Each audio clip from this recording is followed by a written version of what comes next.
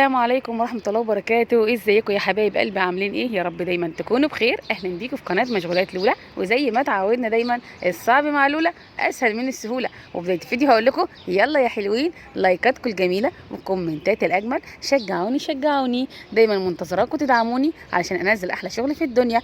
النهارده ان شاء الله هعمل لكم صينية جميلة، انا اصلا عملتها خلاص بس انا حبيت اعمل لكم شوية سسبنس واشوقكم كده لشغلي اللي دايما متميز، عشان طبعا انتوا عارفين ان لولا كل مشغولاتها هي الاولى، صح ولا ايه؟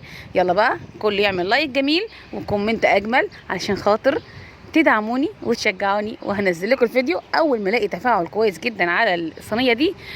هنزل على طول الفيديو الشرح باذن الله لاحلى غرزه في الدنيا واجمل صينيه في الدنيا، عمركم ما شفت زيها او حصري عند لولا. بس يلا انتظروني يا حلوين.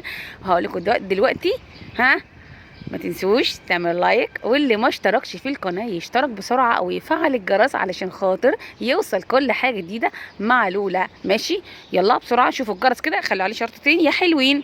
ما تنسوش الكلام اللي انا بقوله ده، ماشي؟ وشعارنا هو الصعب مع لولا اسهل من السهوله.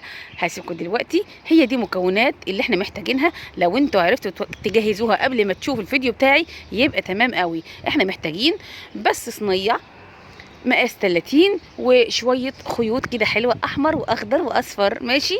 وانتظروني. يلا باي باي دلوقتي، اللقاء ان شاء الله في فيديو جاي. باي باي، السلام عليكم ورحمه الله وبركاته.